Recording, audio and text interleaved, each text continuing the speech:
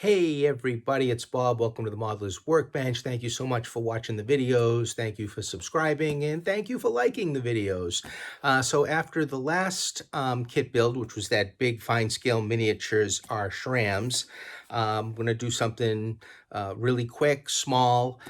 This is a company from the United Kingdom called Keep It Rusty. I ordered a couple of kits from them, just smaller ones to see how I would like them. So yeah, shipped all the way from the UK. When this box had come, the two boxes had come, I saw the size of it. I said, "Oh no, I ordered the wrong scale," But no, I didn't. I ordered the right scale. It's HO scale. Um, I don't know why they're using such a big box.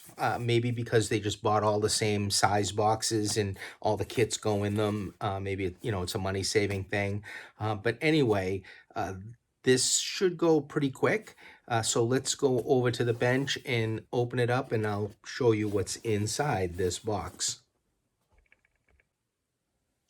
All right, the old boiler house from Keep It Rusty, all the way from the United Kingdom. On their website, they've had for a while this large kit called Rat Picker's Row that says that it's to be released in 2025. Haven't seen any updates on their website, so I had sent out an email to ask them about it because I'm interested to see what that one's all about. If I hear back from them during the build video of this one, let you guys know. But anyway, this kit's mostly just a painting type of thing, a little outbuilding, paint it up, looks really cool. So let me show you what's in here. So this is what's in the box. We've got the main building, which is just a casting, and some 3D parts in this box. We've got a roof card, a pipe, and then this, I can tell by looking at it, this corrugated roofing material is that paper one, printed on paper, super thin. I do like this stuff, using it.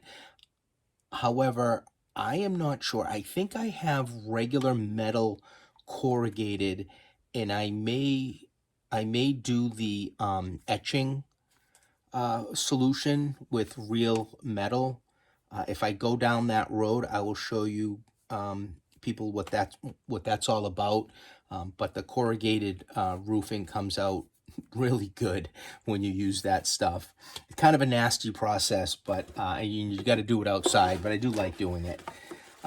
So we've got some instructions. Basically, this kit is all about the painting of the casting, and then the painting of the details. And then they also include a little tips, tricks, and methods for building our kits. This actually looks like a pretty good reference pamphlet, because they talk about making sidewalks and painting the castings, things like that. So this actually looks pretty good for those folks just maybe getting into the hobby and want some guidance. So as far as the main building goes, as you can see, it's just this one little casting, and it looks like it's going to paint up rather nicely. I can tell on the bottom that there's a little bit of curvature on this, not much. Kind of looks like the middle is a little bit high. So I think what I will have to do here, and I've done this on other things, is just run this on some sandpaper and sand that bottom edge down. Then what I'm going to do, because I don't know the manufacturing process, whatever kind of residue and oils, and plus handling it with your fingers, different people, you always put the oil on this kind of stuff. So I will wash this stuff in some, just basic dishwashing detergent and warm water, and let it dry before I prime it. And I will prime this before I paint it, and I will prime it black. because I want the brick to look old. So I'll have the black color underneath any of the colors I put on top of it. And then the 3D printed details are just like a wheel and some barrel and tires and trash can. Things like, looks like a two-wheeler is in there. Maybe looks like a coal bin is in there. And a little roof vent is in there. So yes, this is pretty much the kit right here. This is what you get with this one. So what I'm going to do is I'm going to prime this black and prime the castings, and then I'm going to dig around and see if I have any of regular metal roofing to do maybe some etching on that. So let me get this primed, and then we will get back to the video build. Okay, so everything is primed. What I used for primer was this Vallejo black surface primer. I did, it's supposed to be airbrush ready, but I did thin it down a little bit with airbrush thinner so it didn't dry on the tip of the airbrush. Just like a few drops of this into a little bowl of the airbrush with the primer. I can't say that I'm a big fan of this primer. There's another one on the market. I forgot the name, but I want to order it and try it. But I did have this, and it's almost a full bottle, so I've been using it. And everything has been airbrushed here, black, obviously. As far as the castings go, everything looks good. Here's the coal bin that we'll have to put some coal in.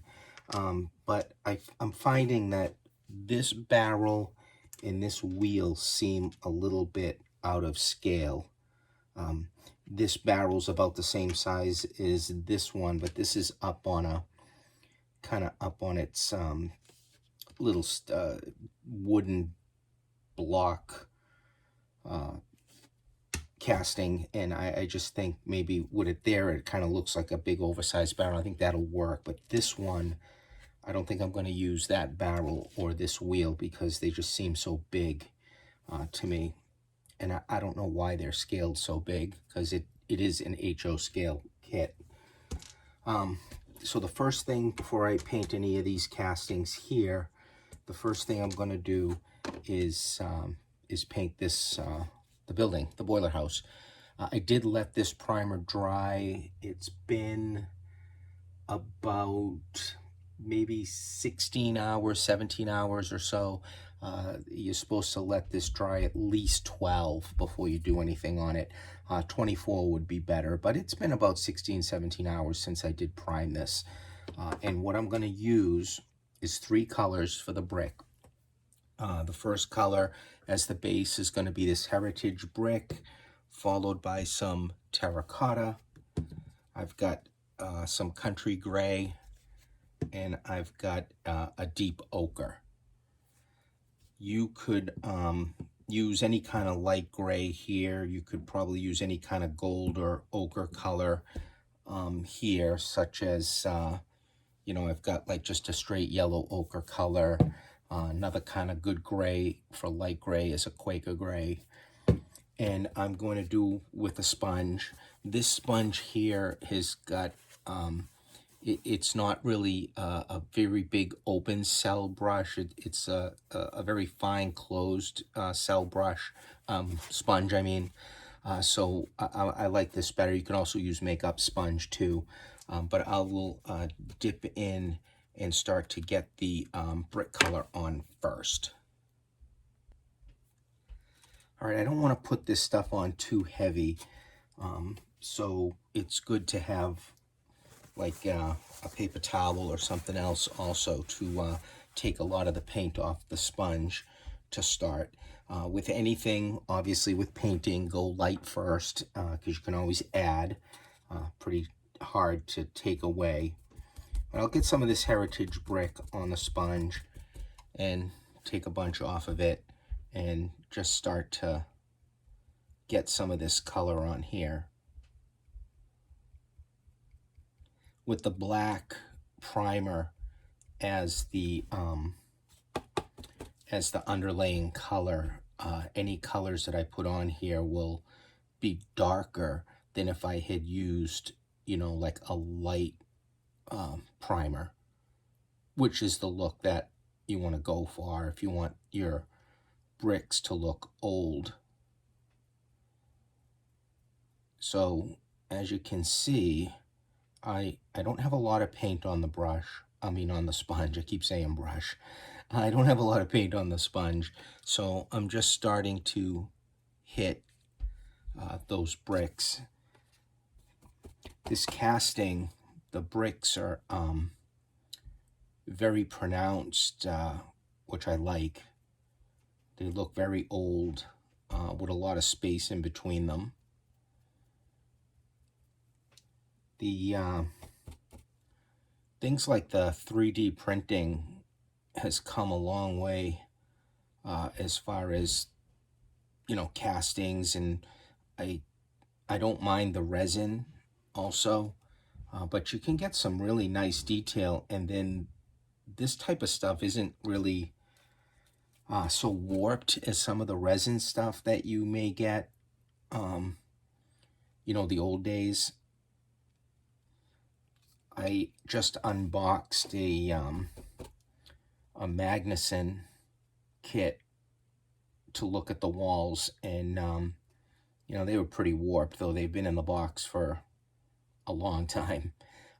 And I find that I have to put like my heat gun on them to unwarp them, though I have heard of people putting them in some boiling water for a few minutes and taking them out and then weighing them down. I haven't tried that. I find my heat gun on low, not too close, will soften them up to allow me to bend walls. But something like this, it's really square. I did run the bottom here on that sandpaper just a few times, just to get that little bit of highness out of this middle part. So after all of this brick is done with the colors, then we'll have to go back and obviously paint the windows and the door here. But this is all I'm doing with the heritage brick, and after that, well, we'll move on to the next color, which will be the terracotta. Okay, so I went around maybe 3 times with the heritage brick, just hitting them till I was happy with the coverage. Light layer each time. Now I'm going to move on to that terracotta paint here, which I had to mix a little bit because it separated a little bit in the bottle. But again, same thing. We'll put some of that terracotta on the sponge. The heritage brick and the terracotta are the two main brick colors, and then we'll use the gray and the ochre color as highlights. But this one here, I'm just kind of dabbing lightly because I don't want to completely cover up the heritage brick. I want to highlight it with this terracotta, so it doesn't take much. If you find that you put too much of this terracotta on a spot that you don't like, you can just go back with the heritage brick and go over that and keep working it until you're happy. But if you go light, it should come out fine with you on the first go. And I was talking about the resin material nowadays as compared to maybe those Magnuson stuff. Yeah, I don't know too much about resin material itself, but I do see a difference in, you know, what this kind of material is compared to that older stuff. It certainly doesn't have the smell that the Magnuson ones have. I mean, even after in the boxes for decades, you unbox one of those and older resin stuff, and you really get hit with the smell of that Again, this brick casting is not very smooth. There's a lot of bricks that stick out, which is nice because it picks up the paint on the edges, which looks good. And again, if you put a little bit more in spots of one color versus the other, it actually will look nice to you. But if you feel you overdo it, just go back and forth until you're happy with it. And again, these are the two base colors. We'll use the gray and the ochre as our highlights on top of that. And when I'm done and this craft paint has had a chance to dry, I will, before I do a mortar wash, I will seal it with some dull coat. I just don't want to run, I mean, some people say, oh, you don't have to do it, you know, if you use a different material. I just don't like running that risk of bleeding any of the paint. You know, this stuff being water-based and all. So I will err on the side of caution and seal the surface. The other thing about sealing the surface is that I think it's going to resist, you know, wear and tear down the line if you're handling things, castings and such. Kind of give you that protective layer. So yeah, it didn't take much paint. I'm a little happy with this, with the way this looks. Kind of, I've got, I don't know, it's so hard sometimes with the camera and the lighting if I'm really getting the, let me move the camera in closer. If I'm really getting the color variations to pick up on the camera. But that's what I've got here. This spot, this wall of the casting, I really like. It's got some pretty pronounced bricks kind of at angles and sticking out. Looks pretty cool.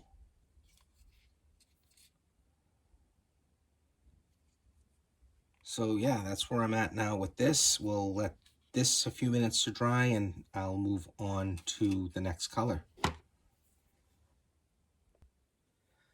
All right, the next color is going to be that ochre, the deep ochre color. I want to take, obviously, a lot of this off. This is a highlight color on top of the brick color. So I am going to just dab some of this here and there, putting that yellow color onto the brick. Doesn't take much. It's going to really stand out on top of the brick colors. So just try to hit bricks that you like and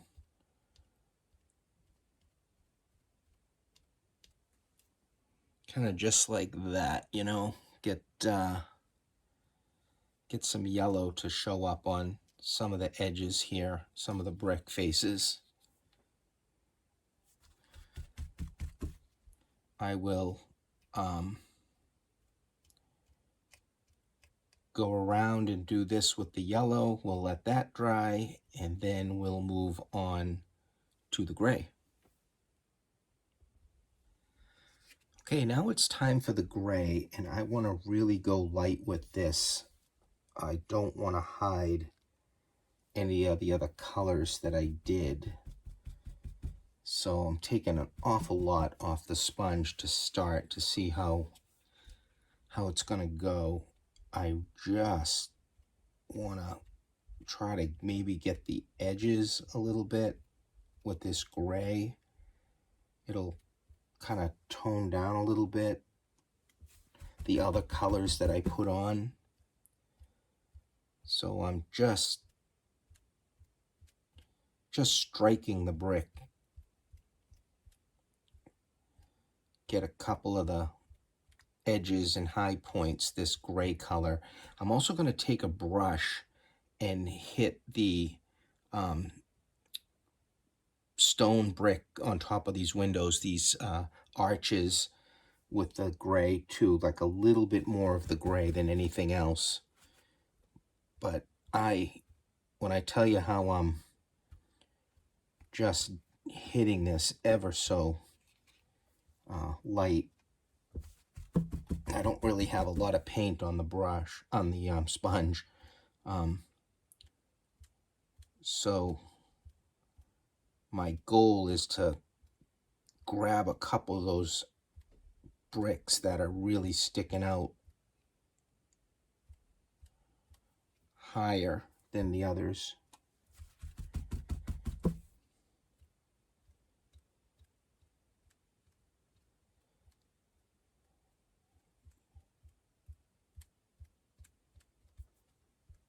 Remember, I keep saying it, hit it light.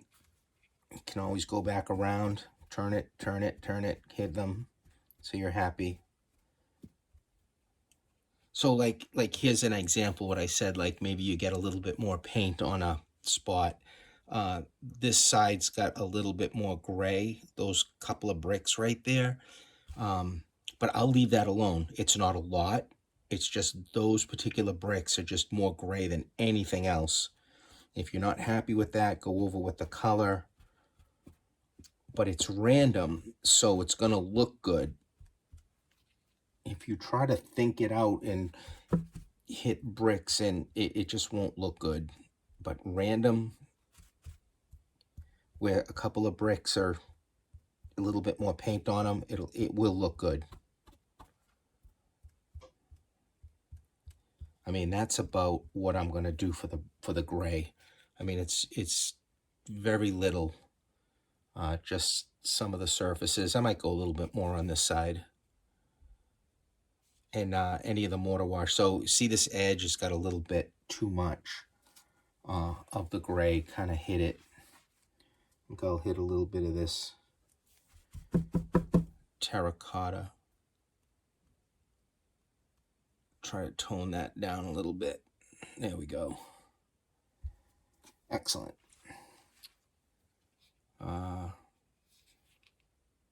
Yeah, it doesn't look bad to me. Looks pretty good. I'm happy with this.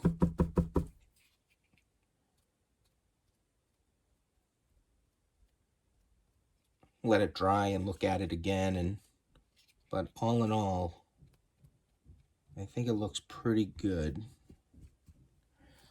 This brush that I'm going to use is pretty fine. This is a well, it says 5.0 brush. This is called a spotter, and I want to take some of that gray paint on this. Again, taking a lot out of the brush. I want to try to hit these arches here with a little more of the gray than anywhere else. It'll make those arches stand out. I'm not putting much, just a little.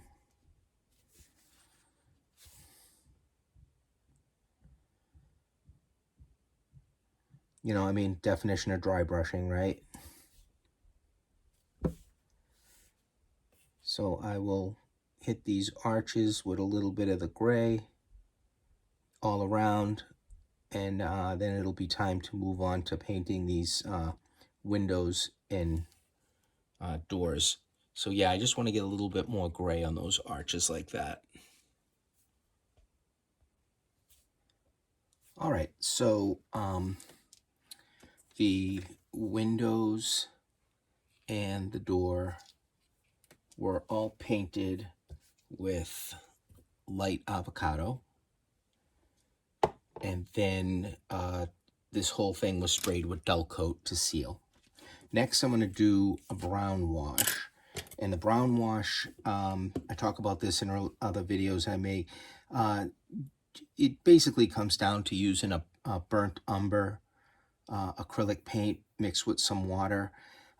It will settle on the bottom, which will give you, if you just dip your brush in, will give you a thinner wash, or you can shake it up and make a darker wash.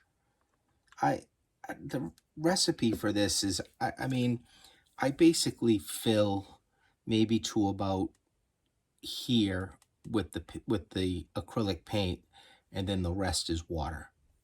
And I got a ball in here when I shake it up to kind of break up the bottom. But I like the brown wash. I will use black washes, but I do like the brown wash for a lot of things. I don't want to really get this on the brick. I just want to get this on the green windows and door, just to dirty them up. So I'll just be a little careful, making sure I don't wash this onto the brick. And I will get this on all the green.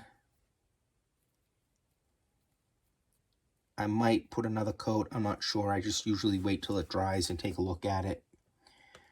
After that, we'll move on to the mortar wash. So yeah, I just dirty these up, just like this.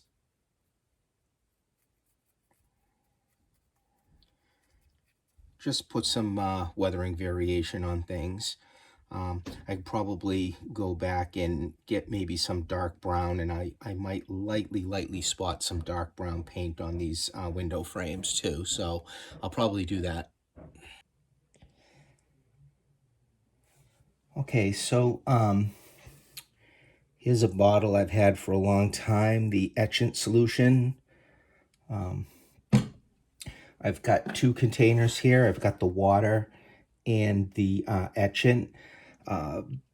Usually if you're going to do a PCB board, you would leave it in for like 20 minutes for it to etch out. This stuff here, sometimes it can take up to 5 minutes to start to kick in. So I'll put like one piece, wait a minute, put the other one in. Once this stuff kicks off, you've got to pull it out or you'll just eat all of the metal. And what I'll do is I'll just dip it in the solution here. And I want to be able to take it out as soon as I, see it start to kick. So I usually just kind of float it on the top a little bit once I dunk it in. And then once it starts to kick in, you can leave it in for a few minutes and then, until it starts to bubble up and it will start to eat the metal, and then you put it in the water to stop the process. So you can see where it's starting to bubble up here. Now it just kicked off. And I find after I do a few pieces in this stuff, the other pieces won't take as long to start to kick, to start to eat it. So it's bubbling, which means it's eating the metal. Sometimes I'll dip the bottom in to eat the bottom a little more of the piece. But it'll make it pretty thin too, so you can use a razor blade to eat up some of the bottom. And then I'll take this piece and put it in the water, and that'll stop the process. And then I'll put the pieces on a paper towel. So as you can see, I've put a few through the process, and a piece like this one here has, I kept dipping in and really eat the bottom so that it ate the bottom of that pretty good. I've got some ventilation going on in here. Don't breathe this stuff. It's pretty bad. I'm sure it's highly toxic. I would have done this outside, except that it's raining out, so I can't really do it outside. But I do have some ventilation going on here in the windows, so and I would highly recommend doing it outside, because that's usually what I do. It's a pretty nasty process, but the end results are pretty cool. The pieces that you get from that metal, really eaten up. And I'll just put them on the paper towel and let them dry. So those are the pieces that I'm kind of working on for the roof of the building. All right, so I did make a mortar wash out of some powder joint compound and water, but there's not a whole lot of space between these bricks for the wash to sit in, I noticed. But after I wiped it down, it did leave a little bit of white residue here and there, which I will just leave alone. So that's kind of what it came out like. I did very light sponge on the windows and the door with some dark brown paint. And then the roof card was painted dark brown underneath.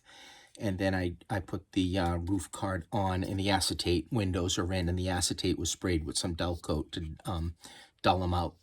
I guess I could have just painted the top of this black because, you know, the process for these corrugated roof panels, you'll see kind of maybe see through them if I bend them up. But I went ahead and just did a little overkill and put some black rolled roofing to be underneath these roof panels. So all the roof panels after that process was done with the etching solution. I've got 3 sizes here.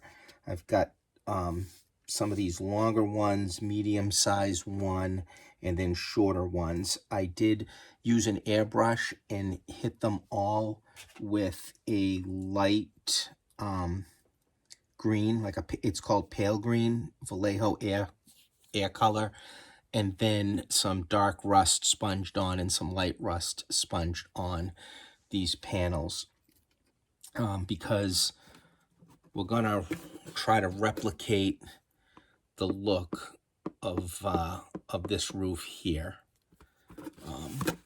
but mine being green, obviously.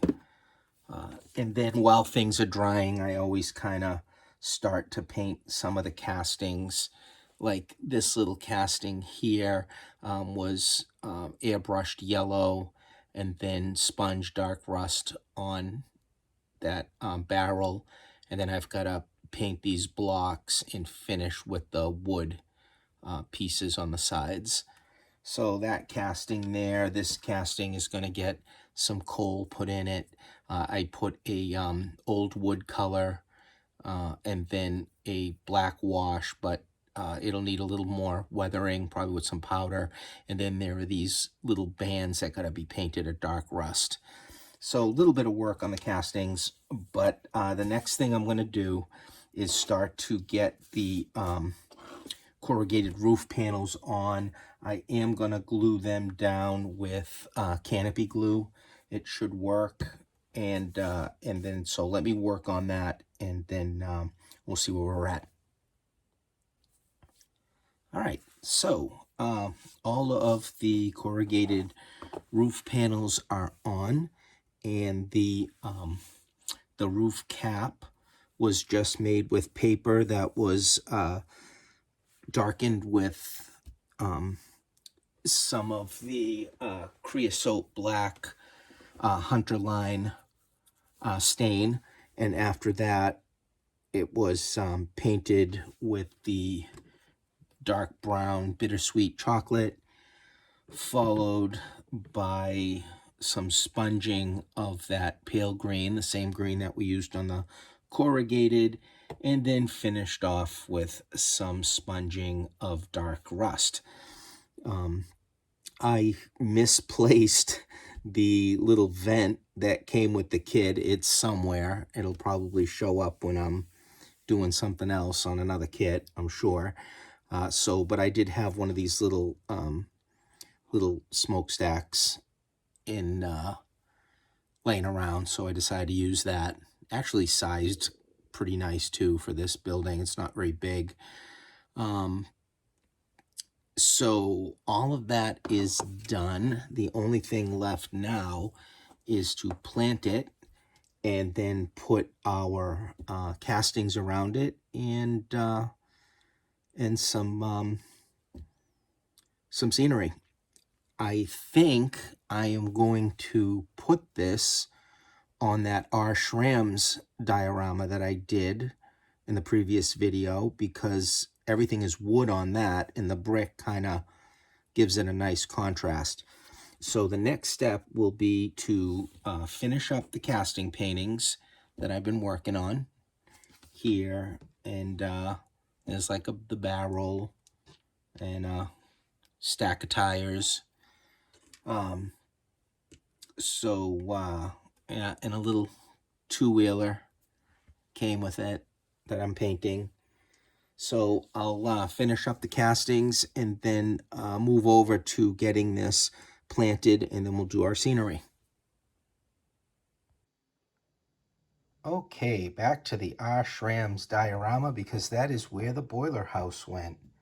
Kind of sitting in the back here. That I definitely had enough room for another structure, and I figured the brick would look nice with all the wood on this kit. The manufacturing kit was just so much wood, so I think the brick looks pretty good. All the details in the kit, except for that oversized barrel and oversized wagon wheel, went on here. And then in front of the door, I put a piece of weathered strip wood, which I've done before and looks pretty good in front of doorways. It's just been stained, a little white on it, and then some of that enamel slimy grime light on top of it to turn it green.